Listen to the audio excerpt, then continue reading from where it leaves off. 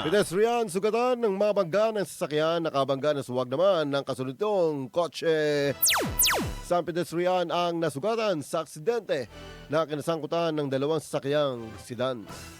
Bandang 7:50 ng gabi noong nakarang Webes sa southbound lane, Marlica Highway, Barangay Lagalag, Chaong, Quezon. Kinilalang nasugatang pedestrian na si alias Andy, residente ng Barangay San Francisco, Lipas City, Batangas. Sa inisyal na investigasyon, ang parehong sasakyan na kotse na minamanaw ni na alias Sigfredo ng Dasmariñas City at alias Andromer ng Tayabas City, kapwa binabaybay ang southbound direction.